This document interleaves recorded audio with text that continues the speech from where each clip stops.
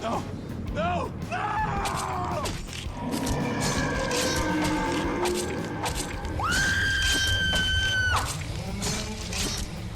Horror Pop Extravaganza. What is up, all you beautiful souls? Each and every one of you. I see you. You know who I am. I am Pops Ghostly. You You know know what time it is. Or you know who she is. You do. Well, The one and only Chelsey CeeWolf Graves here hanging out today, tonight. We should say it's Horror Pop After Dark. And I only say that because it's past my bedtime. My bedtime. I shouldn't say really past my bedtime.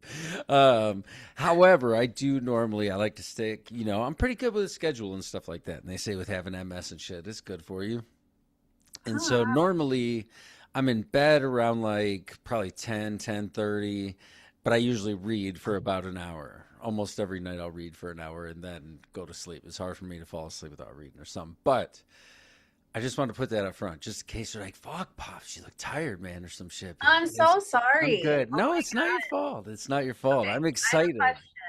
What are you Yeah. reading? What am I reading?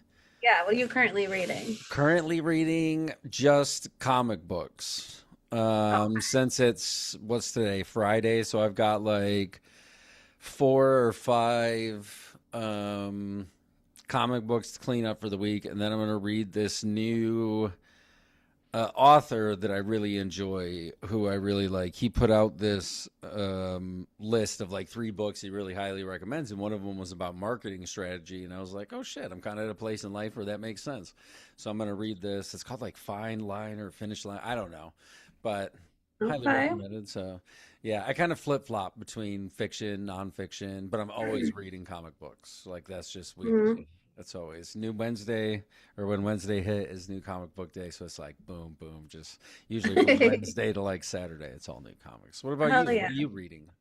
Anything exciting? I'm kind of doing it old school. I'm reading Fairy Tale by Stephen King.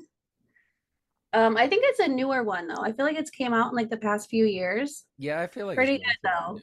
I like Yeah. Stephen King. I am a big fan. I've read a lot of it. Some of my personal favorite being the Dark Tower series. That stuff is That's one that just I haven't read it's and a I it's a need to. commitment. Yeah, it's a commitment to read, but it Yes. is one that I highly recommend. Hmm.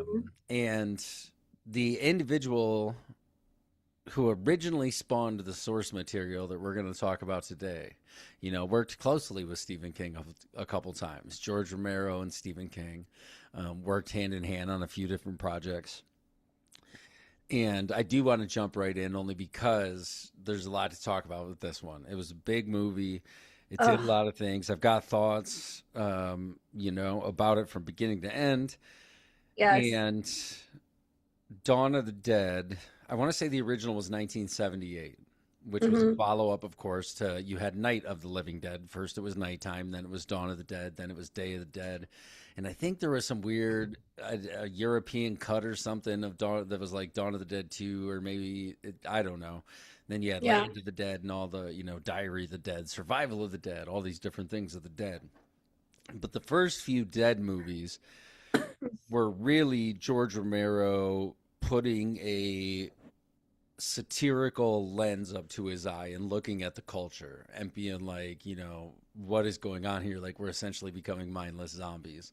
And in Dawn of the Dead, in Romero's original version, the way I interpret a lot of it and see a lot of it was, everybody coming to the mall for this.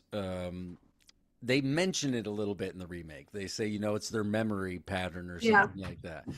But in the original, it really was, it was like the safe haven. It was the place they call home. And at that time, malls, a lot of them were making sure they had trees in the center of them to like make them these places of life. Like it's where you went. But in reality, it was a shopping center. It was nothing more than a bunch of buildings connected together to buy shit. So with 2004, we get Zack Snyder shows up. This is a young Zack Snyder doing his thing. He would I have a love-hate relationship with Zack Snyder.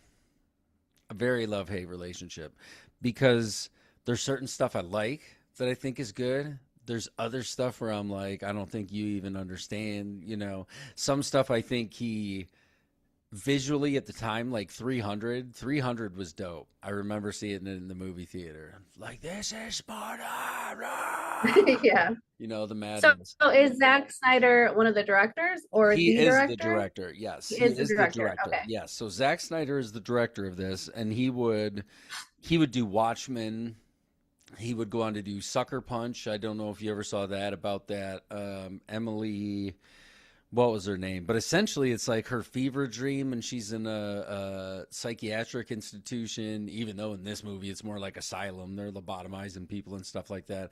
But she has these wild fantasies of fighting Nazis and robots and Zeppelin planes and all this crazy shit. He did I that. need to watch that. He did Man of Steel with Henry Cavill, the first kind of reiteration, and that was after Justice League that he had done. And Justice League and Man of Steel are fine, but for me, it's like it'll never be Superman. It's like Superman was always, this beacon of hope and all this shit. But we don't need to sit here and talk about comic book movies. But Zack Snyder, yes, has had a very successful career. For me, this is one of my personal, I think, the highlight of his career. I think this is one of the shining moments. But I think some of that has to do because it was written by James Gunn. And James Gunn is just a genius. That dude touches a script, he touches a camera, and it's just like funny shit happens, cool stuff happens, great dialogue, stuff like that. And so having James Gunn, but then also having a cool source material on top of it. It's not an original idea. It's just a reinventing of a really cool idea. And the zombie outbreak is always a cool idea because you can represent so many other ideas in it. It's mob mentality, it's this idea of mass consumerism to the point of I even in death I would just keep returning to this place like I can't go da da da da da. However, Yeah. this one I got out of boot camp in 2004 and I think it was like April maybe of 2004 I got out of boot camp. I went in January, February, something like that. And my mom, my sister, my stepdad came to see me graduate and all this stuff. And I brought my little homie with me, Vo, Hip Ho Vo. He was from Vietnam. His no family or anything came to see him when he graduated boot camp and shit. Like, Vo, somehow you hear this. I love you, dude. I hope you're doing all right. But we were like, what do you want to do? And I was like, I want a real like greasy meal and I want to go see a movie. Like that's what I want to do as soon as I'm out of boot camp. I want to go see a movie. And I was like, let's just walk up, see what's playing, and we'll pick one out. And it happened to be Dawn of the Dead. And then me and my little sister went and sat down, watched the movie with Vo. And then my mom and stepdad, I think they went off shopping or doing some shit like that. But either way, it holds a very special place in my heart for that reason alone. Just that it was Yeah, what right a there. movie like to walk out, Yeah, out of that and then just see like the first that it's a great movie. So, it is. yeah. Let's do a real quick IMDb and then we'll jump into why it's because I'm with you. I'm with you. I think there's a ton to enjoy in this movie. Like we said, directed by Zack Snyder. George Romero gets a credit on this, I think, just because of the original story. I don't know Hmm. how closely he was tied to writing it, but James Gunn is amazing. And then you have Sarah, I think it's Polly. I'm not sure if it's Polly or Polly or and let's see, my IMDb is not wanting to open up. So let's see what I can remember just without even looking at it. So you've got Sarah Polly, Ving Rhames, Kai Pfeiffer. Okay, Pfeiffer. I can't remember the dude from Modern Family. He plays the douchebag in this, but in Modern Family, he's Yeah. fucking hilarious. Yeah. Yeah, my Mhm. sister loves that show and I haven't watched it. Yeah, Um, my internet's just not wanting to play nice. But I do have the IMDb here, so if I can get that up before this is all said and done, we'll talk more about the people in it because you really do have some great performances and some cats, some character actors like the dude that played Max Headroom back on early MTV and stuff. He's in there for a little while. You had, I don't remember who else, but Weber. Ty yeah. Burrell was Steve. I don't know why my shit Okay. just Oh, froze. you got your thing right there. Oh yeah, I don't know. My Yeah, internet. Michael Kelly played CJ. Okay. Kevin And I like Michael Zegers. Kelly as CJ. He's been in a bunch of other Oh, stuff that I've seen, and he's great. Like his he is character, great. he gets the best character kind of redemption story. Yeah, I was gonna say his character development throughout the movie was pretty good. Hmm. At the end there, he was like he kind of redeemed himself. Which was awesome to see. Yeah, I really like him, and Now, he's super cute. right. Handsome little devil he is. Yeah. And then And then the music, the I know. Oh, I was just gonna say Tyler Bates. I know for sure was on the music for this one because I absolutely love the score of this thing. Oh yeah, Ty Burrell, Monica. You said Jake Weber. We got Michael Blah. Oh, and Ken Foree and Tom Savini both have great cameos. Tom Savini, Mhm. who directed and was really, I want to say he did all the effects on, I don't know if it was all of them on that one, but the 1990 remake of Night of the Living Dead.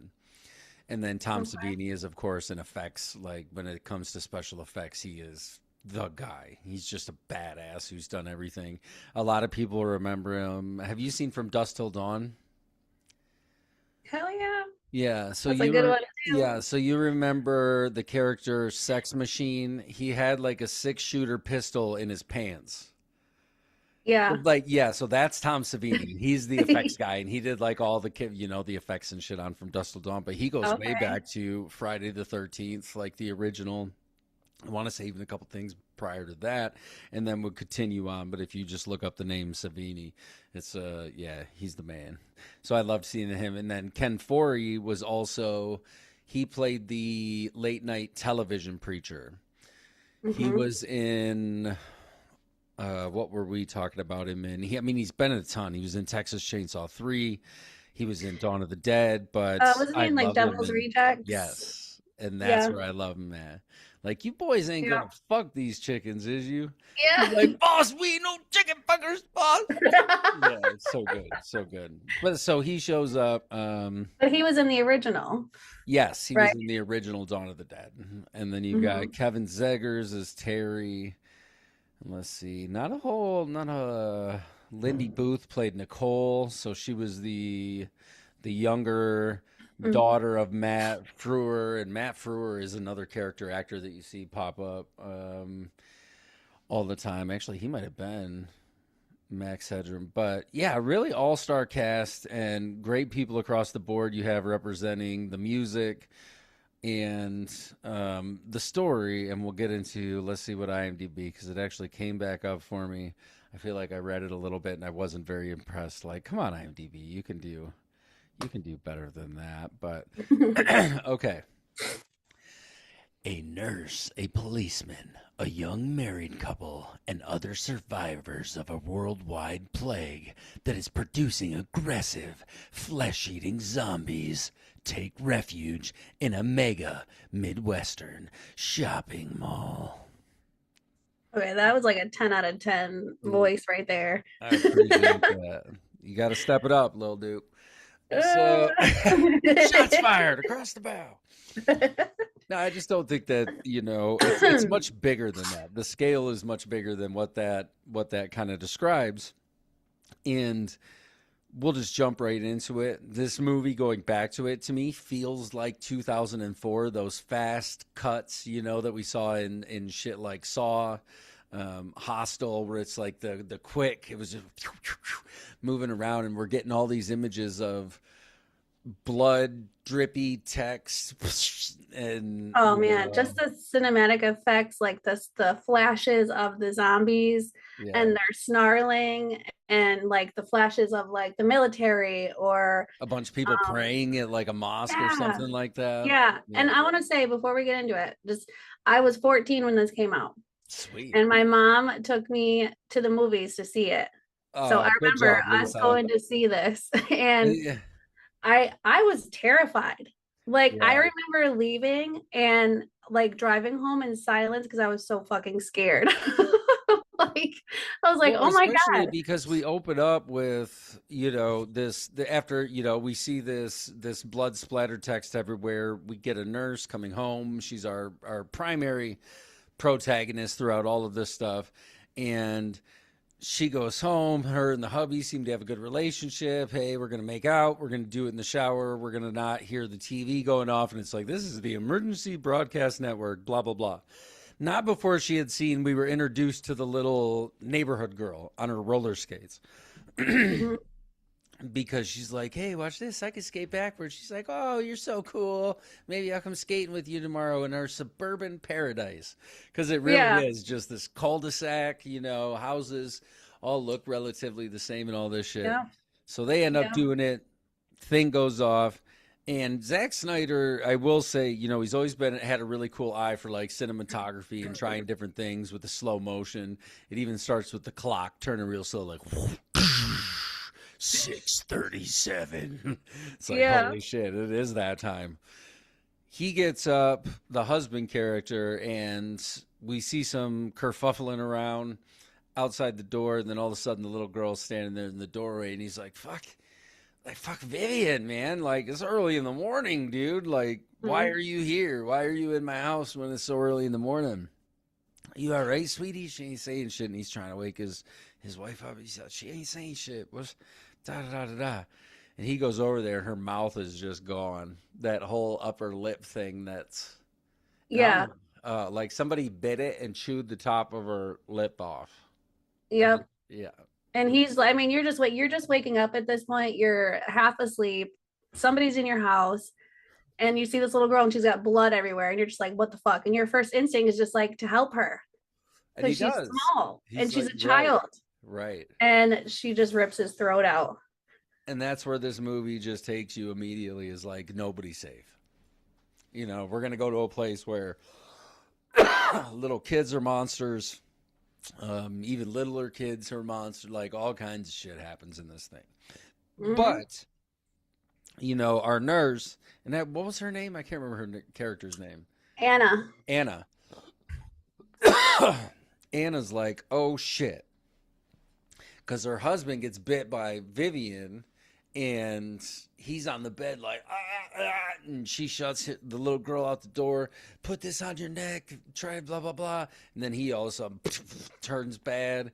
She's in the bathroom, fucking he does this Shining homage, but he just comes bursting straight through the door like and she's like finally gets out, gets in the car. The neighbor's over there already with a pistol out in his robe, like, don't come a step closer. Like, I will shoot you. It's Dog, just this is pure chaos. yeah, Like there's madness. cars everywhere, there's cars blowing up, people are running, they're screaming. And she's just like watching it, Right. and he steps out into this, like, don't come any closer, Anna. And he steps Right. out, and the fucking ambulance just like barrels him down. And she's like, what the fuck? Like, And you're right. It's chaos. It's just pure chaos going on everywhere. Her husband comes out and sorry, I feel oh, is that the best fucking feeling ever, dude? bless Her you. husband comes out. She's in the car. Her husband comes out and he jumps on the hood of the car. She's all bloody. She had to kick him when she was climbing out the window because he's grabbing at her feet. She's panicking, gets in the car, turn it on.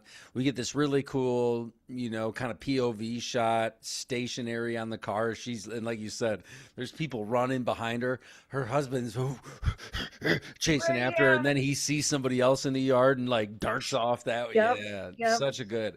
And as all this is going on,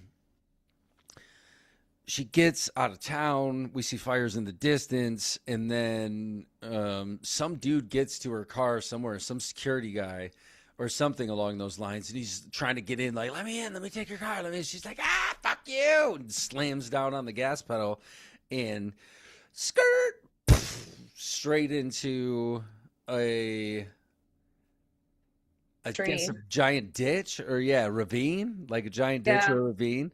Yeah, straight into a giant ditch or a ravine. And then we cut to black. We get all kinds of title cards with the beautiful angelic voice of the one and only Johnny Cash, the man in Mhm. black, singing one of the most apocalyptic songs of all time, When the Man Comes Around. It's just so well cut. It's scary. It's, gnarly. Yeah. It's in your face. It Um, just sets the tone. it does. Like, this is going to be bloody and it's going to be gross and we're going to have a good time while we're doing all this. and you Hmm. get cut real quick to like and her waking up in the car, and the car crash is probably the only thing that saved her life.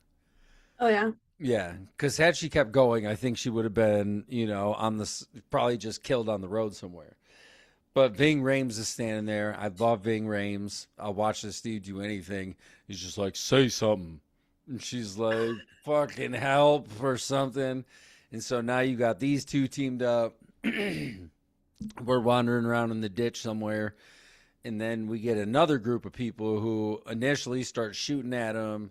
It's Mekhi Phifer, his wife, who is very pregnant, just about to full term, ready to burst at any moment. And then the super charming, like British, I only sell TVs at Best Buy, but somehow I become the baddest ass marksman ever kind of character. And so they all quickly agree, hey, we are not a threat, let's try and get somewhere. How about the mall? And this is directly from the original. Like the original was at the mall, but it was much more in your face about the consumerism side. And we'll get to some of that in the pause for a living. But they get to the mall, and it's just them at first, right? Yes. Yep. Because, yeah, it's just them. They somehow end up getting in. They realize it's shatterproof, but that one dude with only one arm comes like charging after them, and they're trying to shoot them and shit. And Ving Rhames throughout a lot of it's just like, man, I don't give a fuck. Like, fuck you guys. I'm going to do my own thing. But it's nice because I feel like you actually care about these characters by the time they, allow them to Yes. meet their demise. And Hmm. so they're in the mall. There's people on the ground floor of the mall who I think somebody gets like killed in a water fountain. Yeah, they do come across a zombie who was one of the security guards, and I don't, he got into like a kind of a scuffle with, what'd you say his name was? Ving? Ving Rhames. Yeah, I Yeah. don't remember what his name is in the movie, but that's just the character or his I know, that. I literally just watched it last night. I just blame it on my But disability. I got that card that I can play. I don't know. I'm just disabled. Shut I'm tell it. up. Gotta play the But cards yeah, you got. he gets into a scuffle with the guy in the water fountain, and I think Anna shoots him in the shoulder, and then he's like just like twitching in the waterfall. He's They just like call him like he Twitcher just or gets stuck in something. a little trance. Yeah. Right. But Ken is walking around and like checking out different stores, and he finds a store where there's like a mop on the floor with water, there's a little bit of blood. Who's like, oh, there's like, so you're thinking like, okay, it's 6:30 in the morning when this happened, so there's Right. nobody at the mall. It's like, it could be the janitor. Right. That's what you're thinking. So he hears something in a room, and he opens the door, and I love this scene because like I feel like it's like an homage to Resident Evil. Like Yes. the zombie just kind of like is in a, crouch position, And and does then just that. like turns real slow and looks at him, Yes. what I mean? And that's where So this movie yeah. really, I think you just hit the nail so directly on the head. This version of Dawn of the Dead feels like an awesome video game to me. The original version feels like somebody taking a look at the culture they live in and being like, what the fuck is going on? And I don't know how to express this outside of through zombies. Both are awesome, though. I think it's just, these are two things that are hard to directly compare to one another because I feel they play different. Because you're right, even the deaths, even some of the explosions, like when they would shoot a zombie and the splatter would be, it almost looked like video game splatter, like on the wall behind them. Right, Or the right. fact that everybody, even TV salesman guy became a one-handed pistol marksman, just like single shots through every zombie or whatever's eyeball. And yeah. Oh, I Or lost it like for just a Tucker second, but at you were the good. end. I know I'm skipping, but he's like Yeah. Yeah, Tucker at exactly. the end, Yes, kind of like yes. Lara Croft. I feel like that reminded me a bit of I want to say it was Alien 4. At some point, I want to say Ron Perlman's got a little guy who is in a wheelchair on his back, and he's got the double pistols, and he's like, ah, getting dragged around. But in this thing, we decide we're not safe on the bottom floor, so we got to get to somewhere else, and that's when we run into our next group of individuals, which is our CJ and I was it Terry was the other Bart. guy, Bart. He's the real dumbass, like Yeah, the yeah, yeah. yeah. He's He wasn't a good very, but he's guy. not a good guy, but he's also like super just ignorant. Right. Right. Yeah. Like it's almost hard to forgive, being someone who was in the military for a while. I met people like that and shit. They were from like way out in the middle of fucking nowhere somewhere. And it was just like, fuck, like you're just like that, aren't you? It's like, okay, I'll meet you where you're at. But yeah, this dude plays that stereotypical, like, he thinks he's in the military because he's a mall security. And he's like, what, Yeah. what's up, bro? Like, he wakes up in the morning in his boxer shorts and puts his gun on first. Like, what the fuck you doing? What about, fuck. Yeah. Yeah. Uh, And the one guy, he's the new kid. He's new to the job. CJ's the the head. trainee. Yeah, he's the head guy in charge. And they're like, hey, you got to let us in, man. He's like, fuck you. I got to let you in. I don't got to do shit. Like, it looks like you're out there. I'm in here, and fuck you. And they're like, we got this pregnant lady, da da da da da. No, man. And to be fair, had he, he probably would have eventually got hungry and shit, and they would have had to done something. But had CJ not opened that door, it's kind of like in Alien when Ripley was like, I can't let you in. It's a 24-hour quarantine. That's protocol with any outside alien life form. They're like, let us in. There's shit on our face. She's like, no. They're like, yes. She lets him in. Look what happens. Everybody dies. And this Yeah. is kind of the same thing. Yeah. I mean, yeah. It's in a zombie apocalypse. Like you really do, everybody is kind of you're fucked either way, Right. with the people, and a lot of people are so cruel, and at that point it's like a dog eat dog world, and then Right. you got the zombies too, so it's like I get it. And that's what I like about CJ's character, though, is we get to see a really nice redemptive arc. Like he does show that he Yes. had this, kind of heart the whole time. You've got Mekhi Phifer, who's meant to be the gangster, I guess, type character, and then Ving Rhames plays more of the nice uncle that you'd want on your side if some shit went down. Like he was in the military for a long time, got some fucking stories that you know what I mean. He ain't gonna tell you, but he's got them. Yeah, They're there, and he's a cop, right? and he's a big old dude, and Right. He's a yeah, you badass. want him on your side. So Yep. at first they lock them all up in a store for the night. One of the stores, yeah, they all go, I think they all go into like a store, and then um like CJ's watching the news, and we get like that this at this point the news is still going, Right. and they're showing a video like a sheriff's, And that's shoot him in the head, That's shoot him Tom in the head. Savini right there. So that was Tom Oh, is Savini. it? Yeah. Okay, And I thought so. that's a line from the original Night of the Living Dead. Like all you got to do is shoot him in the head. Just do that and then chuck him into the fire or whatever. So yeah. Yep. Yeah, it was a nice little Yep. note. And that's when he sees the late night preacher too, played by Ken Foree, who's like, apocalypse has come upon the earth and the book of Revelation says this, that, and the other. And meanwhile, everybody's inside.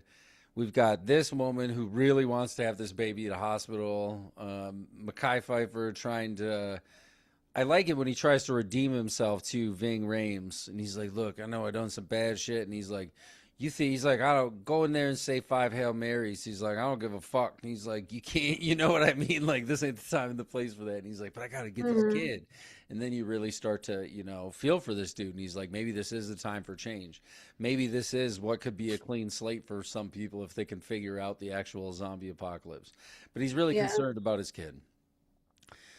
We sleep, I think, and then we wake up the next day to a truck barreling in. Burp, burp. And I want to say we've already started to paint stuff on the roof. SOS, help us.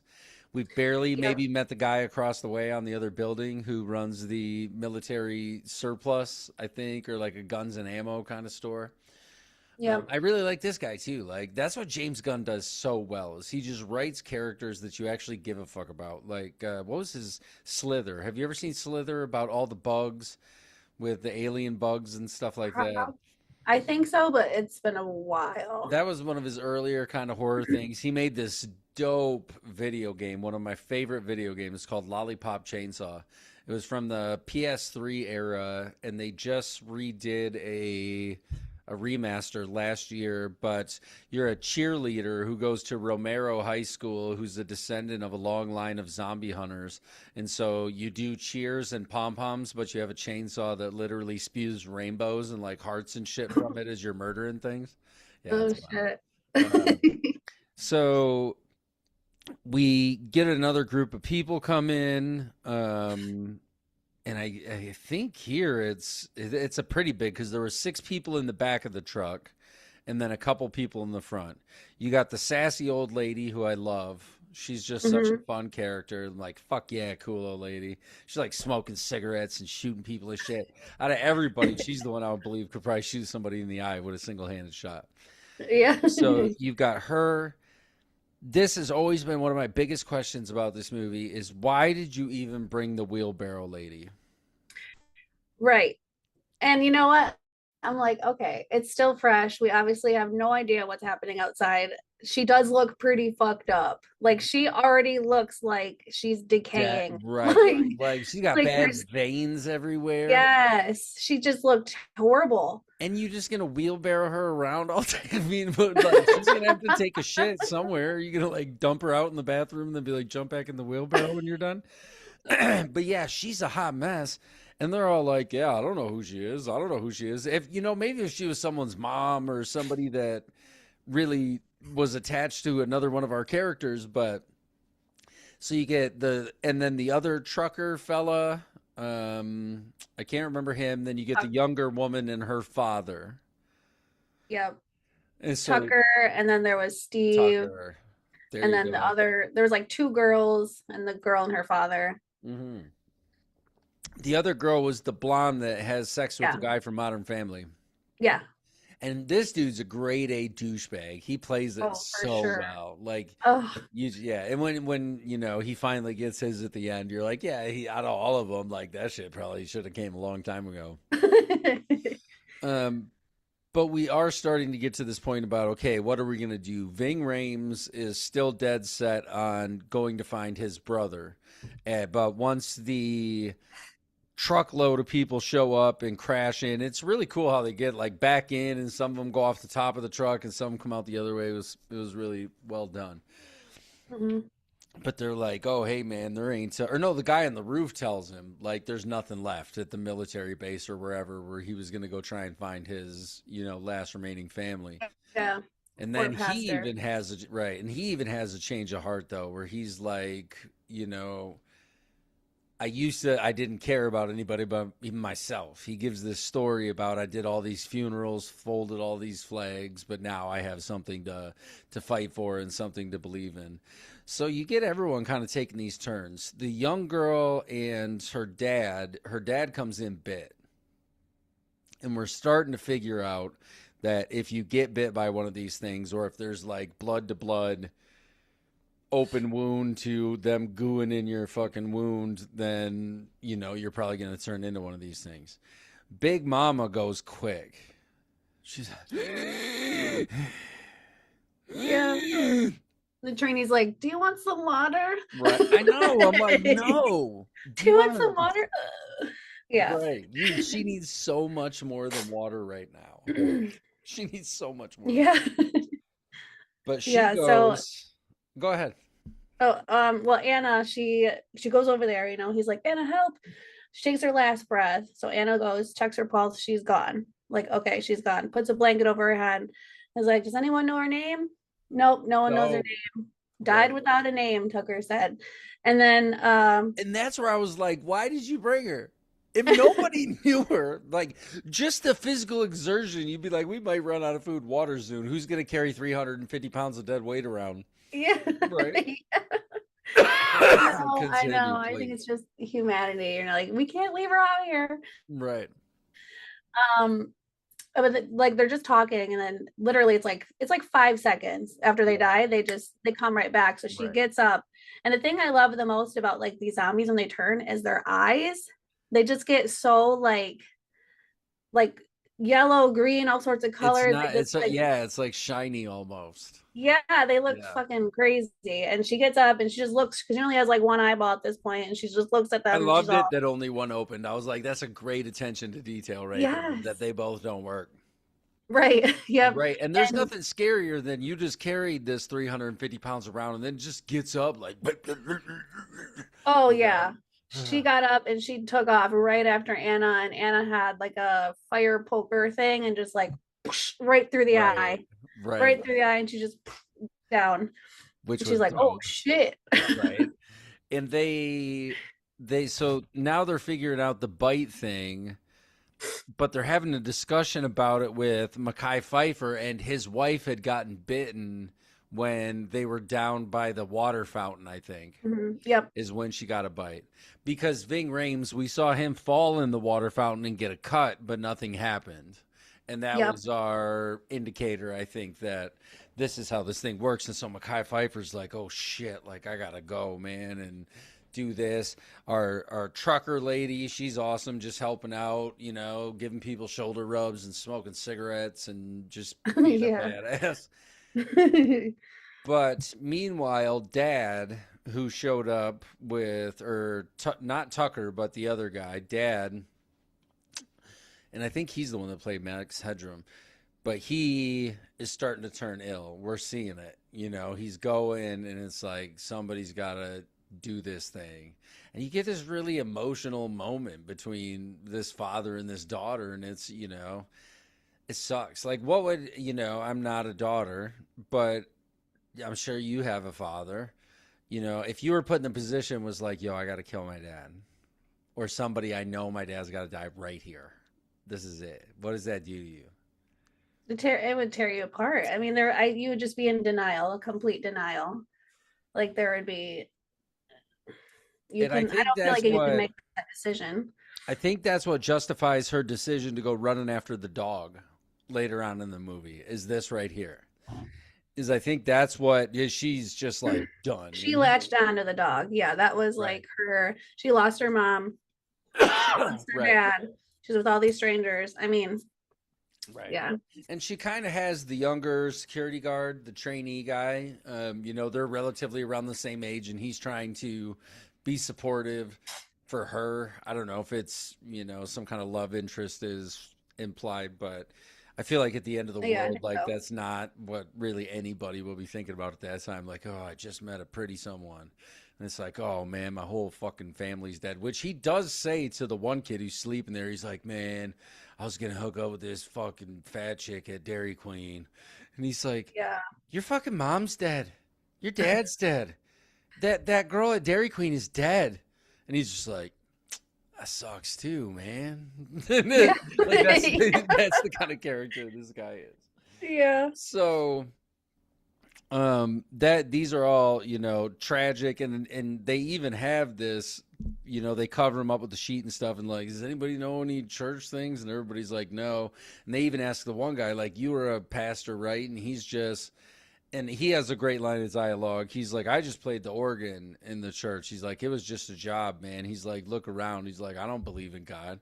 And I was like, that's, with this apocalypse essentially happening. Now, when do we end up in the carport? Because I feel that's like somewhere around here or in the garage. Because they do decide we got to find a way out of here, but not before they play all games around the mall and shit. We get to see the shooting of all the celebrity lookalikes, which is a great sequence when he's Kurt like, Jay Reynolds, Leno. Yeah. Leno. Kurt Reynolds. Yeah. Yeah. I think that they started to realize that the guy across the street, he needed out. Right. Like they needed to save him. And they were trying to figure that out. Yeah. I got you. So, and because I think they're trying to, well, I know we're getting somewhat close to Mekhi Phifer's wife turning. And that's the scene that everybody really, I feel like most people remember from this movie when you see the little zombie baby. It's like, oh, yeah. Yeah. Yeah. Savage. So she's in the bed, and we really are seeing these people faced with a bunch of different traumas, you know, and his trauma is he's watching the mother of his child die on the bed, but he's telling her like it's gonna be okay, don't worry, you know, and she looks rough. And this movie is very green. That's one thing I'll say about Zack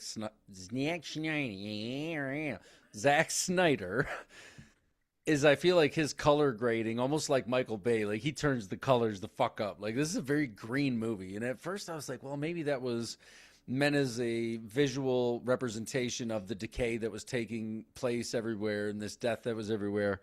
But then on the other side, I was like, well, it just kind of looks fucking green. You know, it didn't hit me that way, but maybe. But her, she's veiny.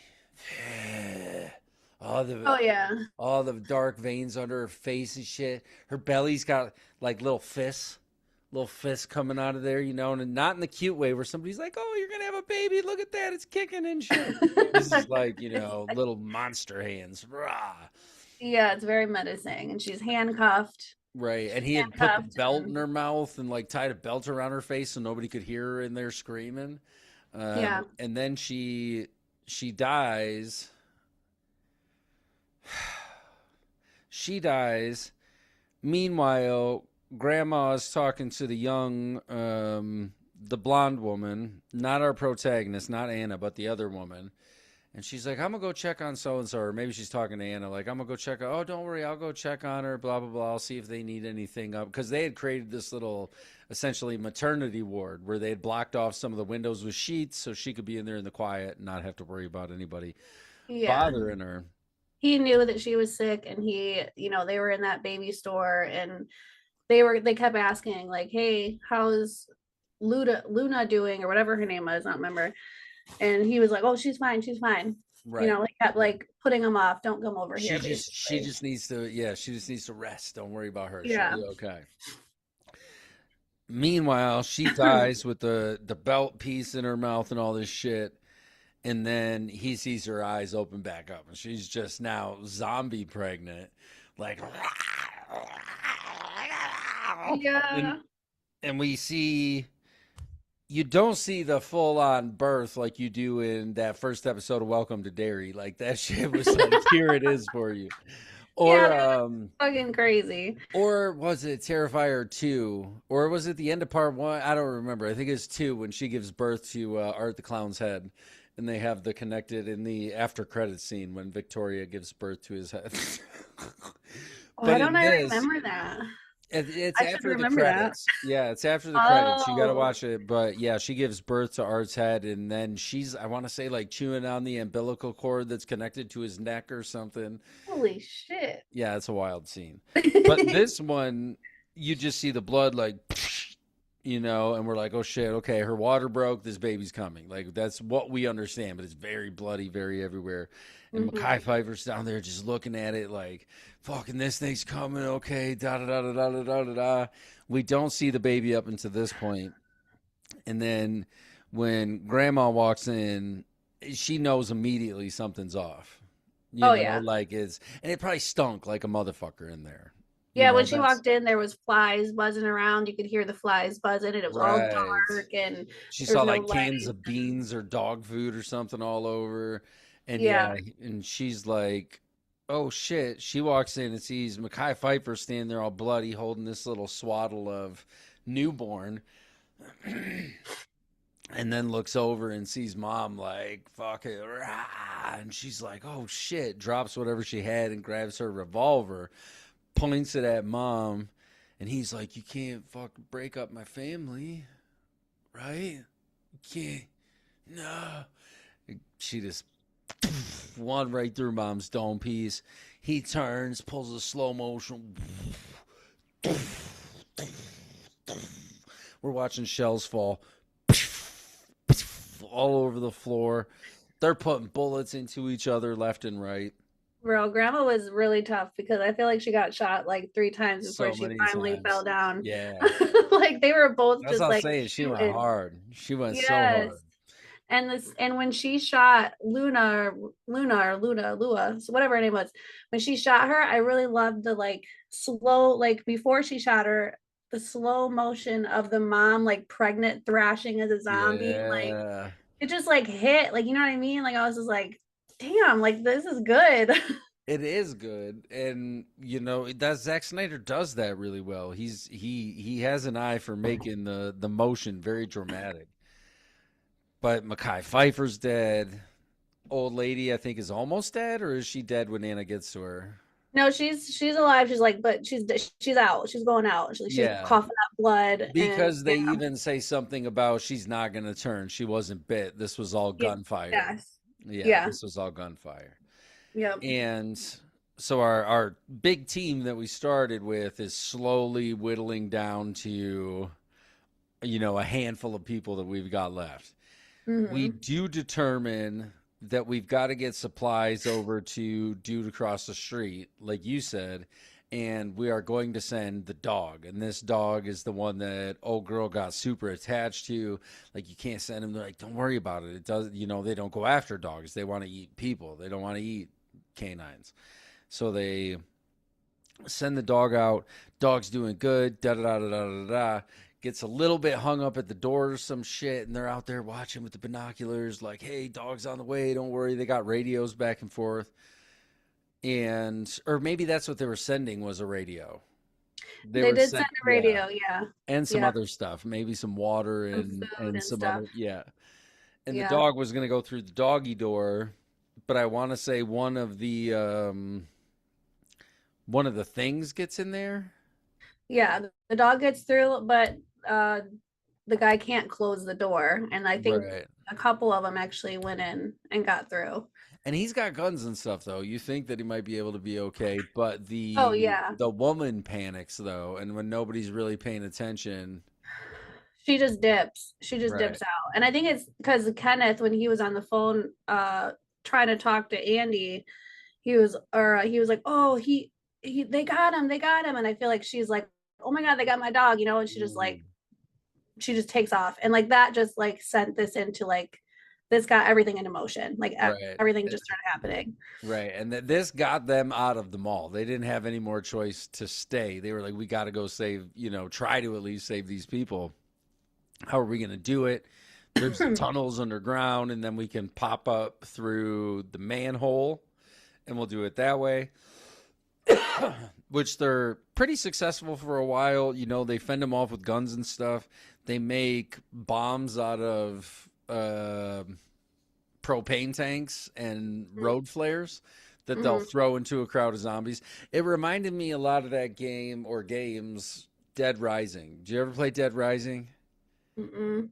Oh, it was great. It was a zombie thing where you were racing against the clock. The first one, you play a photographer, but you could make Oh weapons out of anything.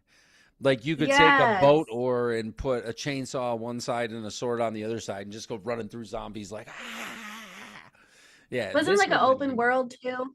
a little bit, yeah. Yeah, a little bit of an open, Okay, but not super because I feel like you only had 72 hours to do everything you had to do and then, it encouraged you to play it multiple times. And maybe I'm yeah, wrong on the hours. I don't remember. But either way, this did remind me of that, where he's like, I'm going to tie MacGyver this shit up and tie the road flare to the propane, throw it out there. All right, shoot it now. And then they jump up yeah. because she drove over there. She took off driving and crawled through the door. They end up getting inside. Andy, after we get this really sad scene up on the roof, like, great to hear your voice, man. Like, fuck, finally get to hear your voice, brother. Oh, they got me good, man. One of these things bit me. It's like, Oh oh, yeah. man, blah, blah, blah. They get inside. Andy's pounding on the door, and Ving Rhames has to be the one to shoot him, and he gives this great, like, sorry about this, brother, or something like that, and then pulls the trigger and blows Andy's head off. She's safe inside there with the dog. We hmm get back through the sewer. I don't think we lose anybody right here. We get back to the sewer, but then determine we have got to get out of this place, and we're going to We do did it. lose Tucker in the sewer. Oh, We did lose Tucker, and this is when he dropped down into the manhole, you're and right. He falls, like yes, crashes down. and then Yes. the zombie. he falls and up, and then CJ, he's like, I got you, brother, and he pulls him through, and that's when Tucker's like, Oh, right, you right, know, right. And he's dragging behind him. yeah, Yeah. because now the zombies are falling through the manhole because it didn't get covered. So now it's like a Right. race to like get up into the mall, you Right. know. And Yeah. then they determine they've got to make the like Mad Max armored trucks. And that's going to be the way out because dude is like the dickhead is like, "Oh, why don't we just go drive to the marina and just jump on my yacht and go blah blah blah." And they're like, actually that's not a bad idea. There's probably not a ton of zombies on the water. They can't do that yet. It's not zombie land. That's when they started Mm, walking through the river and stuff. yeah. But how are we going to do that though? Okay, we're going to outfit these two trucks with plating, razor wire, barbed wire all over everything, all this reinforcement everywhere. We have little holes where we can shoot out, where we can like literally just stick a chainsaw out and walk back and Yeah. forth It was along. pretty badass. Yeah, it was pretty cool. At this point, they did already have the trucks. I don't remember why they started making them, but they at Right. this point they already had the trucks, and the zombies were chasing them through the mall, and they're like, okay, we got to get to these trucks. We got to Right. get the fuck out of here. Right. Because they do throw one of them bombs, I think, in the mall. Like when they're on like some chain link fence somewhere in one of the parking structures or something. But you're right. They got to get out. They take off to the trucks. Everybody splits up into the trucks, start driving out, but it's just a sea of zombies. Literal like wave. Like I just like it was insane. Like the big huge like shot out from it was just Yeah. like there were how there's no Right. way. And they had kind of planned for some of it, I guess. They put the chainsaws out the window. They start shooting stuff up. They are putting their guns out. They've got the shotguns out, the pistols out, and they're trying to knock zombies off the side. And that's when he's like, "All right, CJ, you ready?" And he's like, "Hell yeah!" And he jumps up there with the big bomb that is the tank. Hi, kitty. But that's the propane tank. Throws it out there, and then this big zombie's like, "Roo!" Yeah. And he shoots it. Blows it up, and they all go mashing around everywhere. They're gone. They're able to drive a little bit, but then how did it get flipped? How did the one? Because it gets like turned over, and they end up chainsawing through themselves and shit, and Yeah. For yeah, some reason, the pastor or the organ player guy, they're driving, and obviously they've killed a lot of the zombies, but some of them, they're still out there. So they were right, speeding, they went around a corner, and they went too fast, and and then the just guy was just like, the fucking chainsaw came back in, went right through Nicole's shoulder, right. and then all of a sudden, I don't know, I think they hit a zombie or something. They flipped, Oh, it was and then brutal. everybody was like massacred in there except Right. Steve, of course. Yeah, they end up getting, what they can of the stuff that was in that van. They're running. Everybody jumps into the other van at this point, and this is where we balls to the walls straight for the marina. But we do learn that not long. We get to the boat, but we learn that what's his name got bit along the way. Yeah, that was so sad. I know. That was so sad. I don't remember his name either. It's terrible. I No, literally that's all just right. watched this movie. But yeah, he got bit. And before that, when they flipped, Steve got out of the truck and a zombie was right there and ended up getting him. That Steve, which Right. is the douchebag. Right. And then Anna comes out and Steve is right there and she shoots him in the face. She's like, I got this. Yeah, like fuck And you, then, Steve. oh yeah, because she runs back to get the key off of his body. Yes. The yellow Yes. floaty key. She runs back to get the key off his body. So, where is CJ? Who's all left on the boat when they actually float away? Anna, Anna, Kenneth, the cop, and the CJ. trainee, and Nicole. Where did we lose Um, CJ at? Oh, he CJ, died inside the back of the thing. They were all coming in at him, and he's taking them all out. And then he lights the flare and shoots the thing like "fuck you." yep. Yeah, that's Yeah, right. he sacrificed himself. They were all coming at him, and he he shot that thing and blew everybody up. Right. Saved him or Oh, sacrificed himself for the greater good. So now yeah. we get on to the boat. And in the original, it was a helicopter that they Mhm. end up escaping on, but they're like, there's not very much gas in it. And it's like, well, it still just looks totally bleak. But we're on this boat. We see little snippets of Steve when he would have like women on his boat, being a complete douchebag, yacht type guy. And then we'll get clips of them. You'd see little things of water, like we're running out of drink and shit like that. We got to go Mhm. somewhere. And then we see this island. I still question their approach to the island. It seems like I would have like floated off probably about, I don't know, 50 yards and been like, hey. Right? They're just like, whoop, let's go. Right. Let's moor right up as tight as we can. We can't get away too quick, Just maybe send one person to be like, go throw a stick and see what happens. Yeah. Um, but almost immediately the jungle erupts with the sound of and we got the zombies and pop, pop, pop, pop. We see gunshots going off. And the camera falls over. We see pop, pop, and then a zombie falls once again right in front of the camera. And then it's like directed by Zack Snyder. Yes. But we Yeah. don't really know if they were able to, because theoretically, if you were at least strong enough, you could be like, strip down to your underwear. Let's swim out 20 yards. Maybe we could drown a whole bunch of them. I don't know. I mean, with these zombies though, these zombies are Fast. they have that natural instinct in them to like they don't think, but they still have like that instinct of like how to survive. Like they're like, I feel like they would be able to swim. They could pick shit up, they could like Right. I feel like one of them like they were climbing the stairs. I don't know. I just feel like if you get at water, you're fucking done. You're just gonna get a sea of zombies like trying to swim at you. True. Maybe they would, Maybe. but it's just Maybe. like, You're right. And these are fast. These are more, I would say, infected than really zombies. And only because George Romero always said he's like zombies. And I kind of subscribe to this ideology about zombies is that they are deteriorating. The flesh is rotting when it comes to the living dead. It's falling apart. And, even in The Walking Dead, that's why you'd see them just a little head. Like, even in this, we saw the head in the cooler that was just like, oh yeah. Mhm. but to run, the muscles are and the tendons and all the ligaments and all this shit and are in a constant state of deterioration. So if you were to run, you would just like break your ankles right out from under you.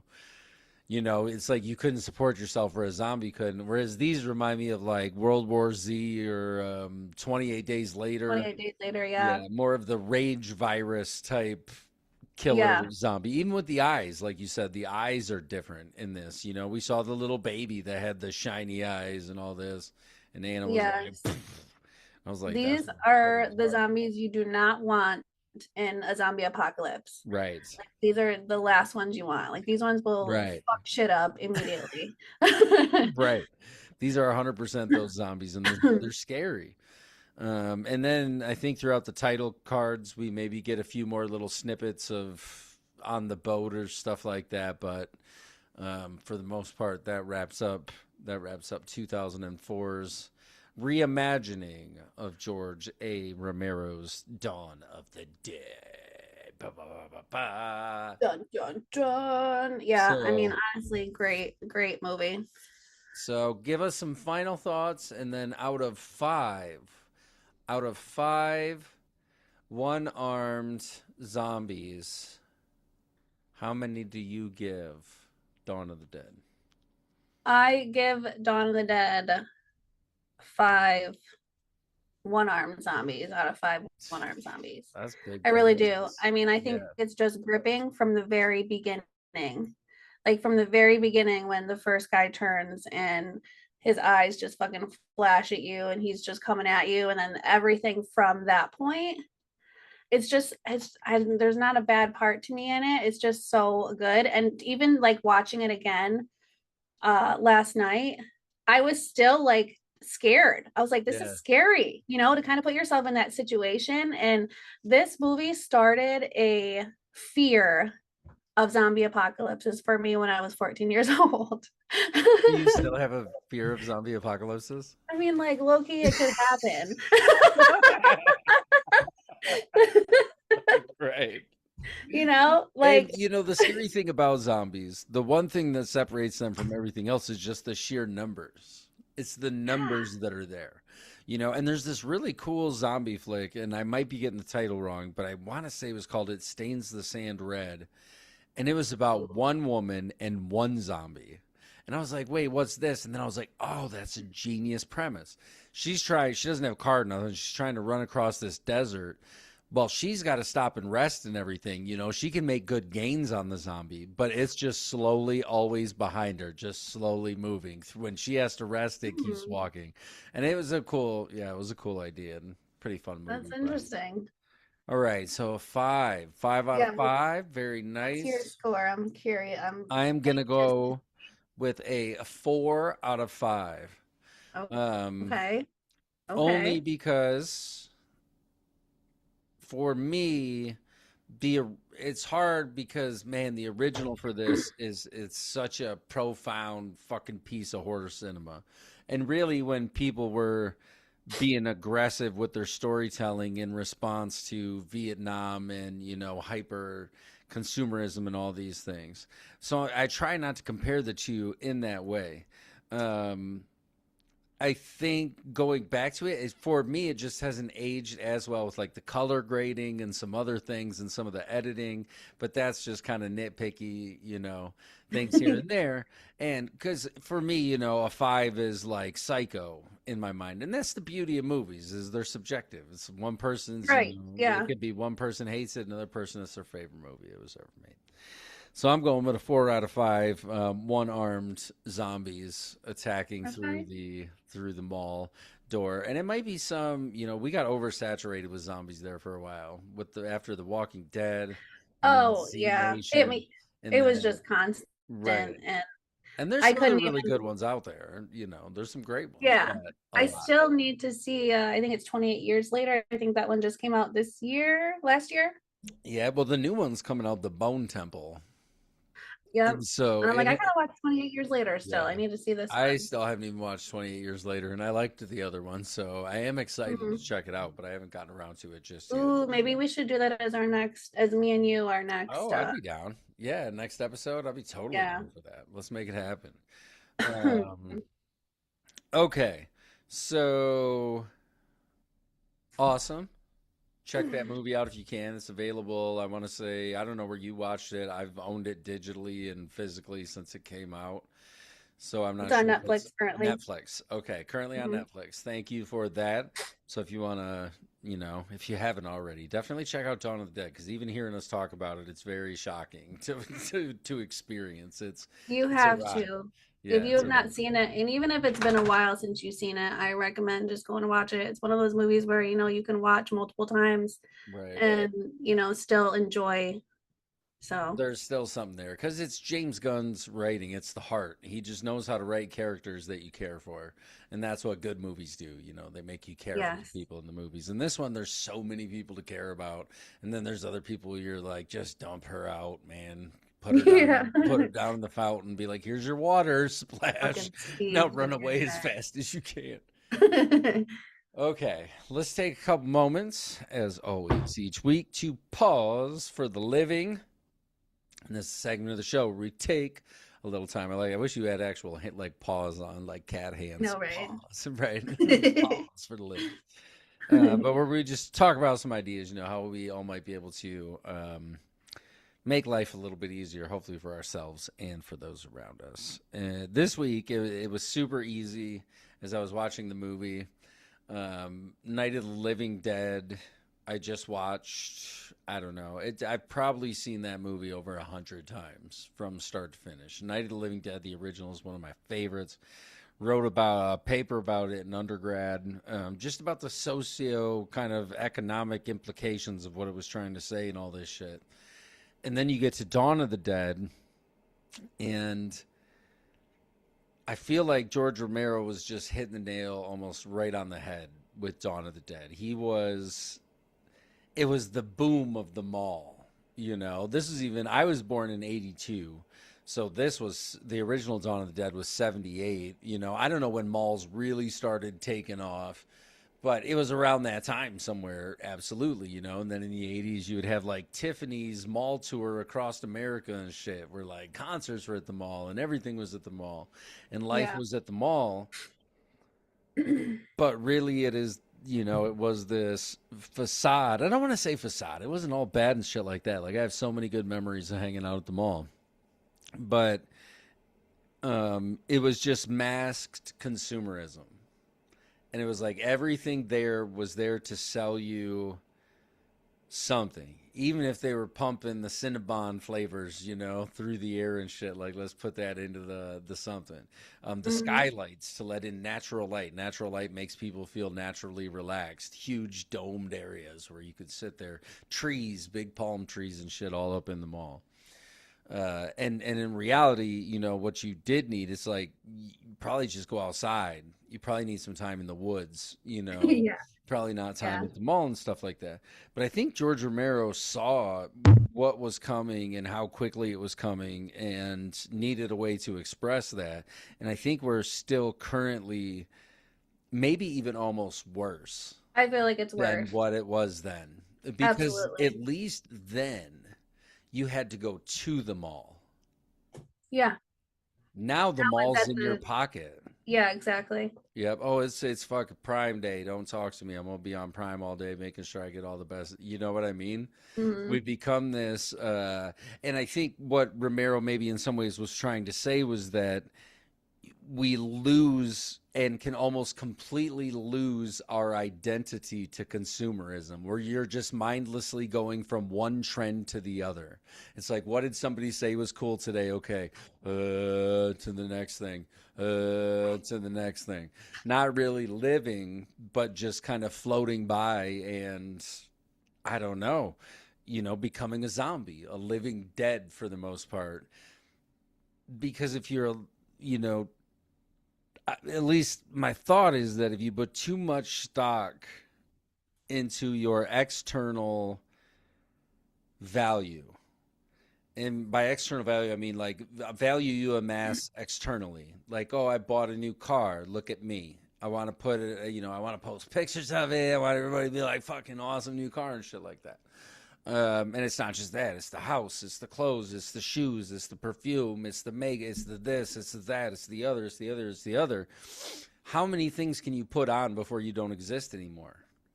Before Yeah. you're just a representation of all these other things that Some of it, I'm not saying like everything is wrong and shit like that, but too often, and marketers get paid crazy amounts of money to, manipulate us. Like that is the idea of marketing. But now we live in the world of the influencer.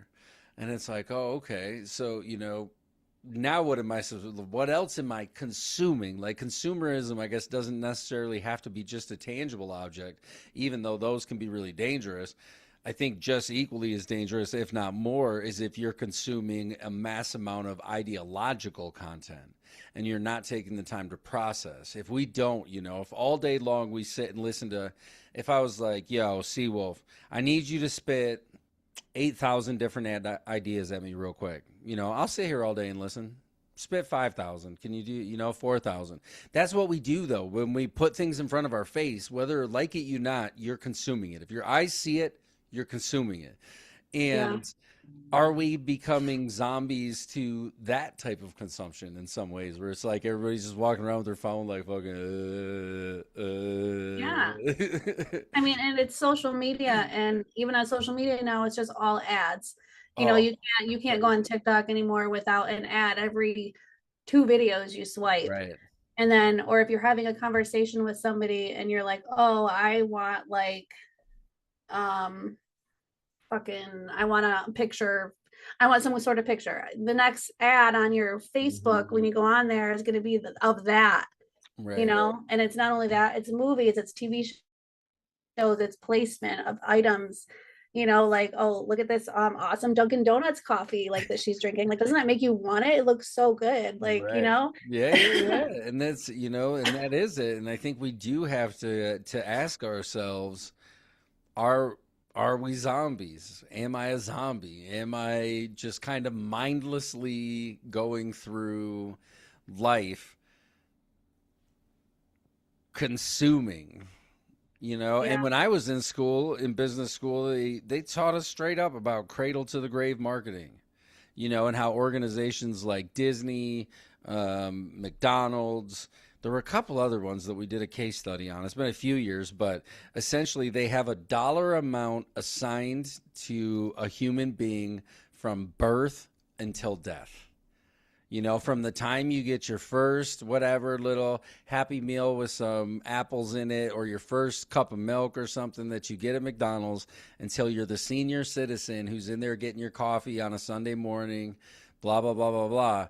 There's a dollar sign attached to every single stage of your existence. Damn. Right? That's wild. Yeah.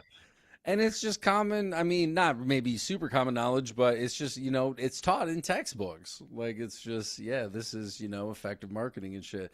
And I'm like, man, we're losing the people side, though. That's not good, right? I don't think. Yeah, low key, I would love to like disconnect from my phone and like get like a flip phone Yeah. and not have to like have that internet at my fingertips, And and get it out there and connect. is, and it's hard, though, because the world is becoming so relying upon it. Reliant, It's yeah. like, oh, you want to get parking? You going down to Detroit? Get the app. Oh, you Yeah. want to, right? Yeah. You want to do this? You got to have. Oh, you need an invite to this. The only place you can get the invite is on Facebook. Now, that's not to say, because I'm with you. I've thought about the same thing. I need a place where I can go to the internet and then leave the internet there when, Yes.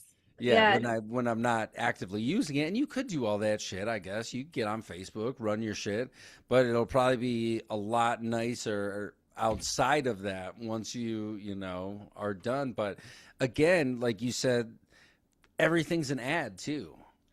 It's hard for me because I'm like, why do I, it's hard because I'm like, okay, I want to support my thing. I want to put out this positive message into the world.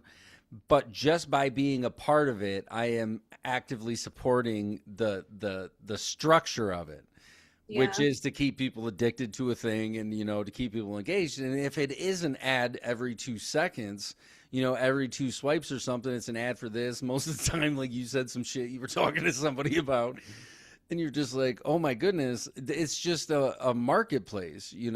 If we don't pay for It really something, is. if we don't pay for something, which none of us pay for Facebook, I wish we did. I think if you put like, charge everybody in a developed country $1 a month and be like, no ads ever. No ads. You know what I mean? Charge everybody $1 a month because it's $1 trillion organization and all that stuff. But do absolutely no ads because that would be amazing. It would be, I don't know. But if we are not paying for it, we are the product. We are the thing being bought. Your Hmm. very presence, your data, your information. Like we are signing up to say, yes, I am going to be your product. They're like, oh, you're buying us. And then they just sell us to whatever. I'm sure your ads are different, you know what I mean, than my ads. We're not going to see the same kind of shit. Yeah. But then that information just gets, but it's such a like double-edged sword and shit. I don't know. But I do feel I'm seeing Romero's vision, really come to life. Huxley's vision, Bradbury's vision, all of these writers who I think saw they could see further and just say, man, if we stay on this path, it's gonna be bad. And I think we're kind of already there. There's a Yeah, whole for new sure. a whole new genre of content called brain rot, and Yes. and it's like that's the world we live in where it's just like, yeah, let's just call it that. We just accept, like, and I'm not to say there's not a place for nonsensical madness. There is, but when it becomes so ingrained in like every, and then you got the algorithm showing you the same shit over and over and over and over and over again. I don't know. I think it's that's the consumer part. It's almost like if you were just sitting there with your eyes open, like Malcolm McDowell in fuck Clockwork Orange. No, no, Hmm. don't do that shit. It's bad. So yeah, I guess take a good look all of us, let's all take a good look at ourselves and be like, yo, how much of our life is consumption? How much of our identity is tied to consumption? You know, if you were to take away everything, and that's the place I try to live in a little majority of the time, is just like nothing, which is a weird fucking way to put it, but it's like, oh, I'm not this or I'm not that because I'm only this or that when I'm doing this or that. You know, I can only be a dad when I'm with my children. I can only be a tattoo artist when I'm with my client. As soon as I leave my client, I'm not a tattoo artist anymore. I might be a driver. Whatever I'm doing, I just be that. Just be, you know, just exist. And I think we can find a way to tap into that. But our culture is like, just existing isn't enough. Like, you have to exist with A, B, C, D, E, and then F, G, A, you know, Right, the list yeah. goes on. And it never. Yeah, your worth is based off of a lot of Production. people's worth based off of what you have. Right. Or what you can do, you know, Yeah. what can you do for me? What can you produce? A lot of people, and then that turns into your job, you know, and it's like, oh, if you take your job away, who are you? You know, and for some people, that's a hard question to answer. Like, if all of a sudden, this, you know, in my industry, I know tattoo artists who are, you know, been doing it for 20 some odd years. And it's like, hey, what would you do if you couldn't tattoo tomorrow? Something tragic happened. Both your hands get fucking lobbed off. What do you do? And for some people, it's like a panic moment. Like, wait, what do you mean? But, you know, that's what I do. That's who I am. And it's like, no, you're so much more. But anyway, all right. So that was awesome, dude. I appreciate it. This is just the second of many times, like you said. We're going to do, what did you say next time? 28 weeks later. 28 weeks later, yes. Let's stay on like a zombie like flow. Like, Oh, let's I got do some, the we got zombies. some good ones. There's, you know, have you ever seen Wormwood? No. You need to watch Wormwood. You're gonna find out. Like, It's a, I've not seen a lot of the movies that no, you even that's like okay. mentioned this whole time. I'm like writing them down. Awesome. That's awesome though, because that makes it even better that you're here. So hopefully you'll get to see some stuff for the first time and bring a fresh perspective. Yes. But Wormwood is one of my personal modern favorite zombie movies. I want to say it was circa like 2010 or something like that, Australian. But Okay. it hits in all the right It ways. hits. Okay. Yes. Have you guys reviewed that one? I don't know. I know me and Lil Duke both love it, but I don't remember everything we reviewed at the beginning. But Okay. and then there was the sequel too. There was Wormwood, but I don't think we did. I'll find out. We'll find out because I would love to do Sound that. familiar? Because I know when I was listening to the thing back in the day when I was doing my walks and stuff, I went like all the way to the back, all the way to the You're first the best. episode you guys did, and I was just like, So you would have probably So- heard it then, yeah. And I think it's called Road. There's two of them though. Wormwood, Road of the Dead, I think is the original, and then there's like Wormwood Armageddon that was a sequel that came a little bit later. Okay. Well, awesome. So thank you, all of you beautiful souls, for hanging out with us. Seriously, we love you. We hope to make this a great year here at the Horror Pop Manor. If you could like, subscribe, do those things that I think are down here, maybe somewhere this way. Yeah, if you could do that stuff, that would be wonderful. Just help us continue to grow the show. And until next week, I have been Pops Ghostly. And I'm CeeWolf. And do a random act of kindness, people. Be nice. Love you. Bye. Bye.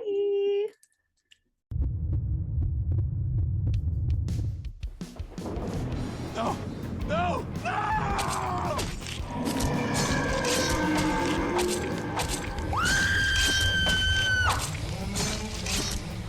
Horror Pop Extravaganza.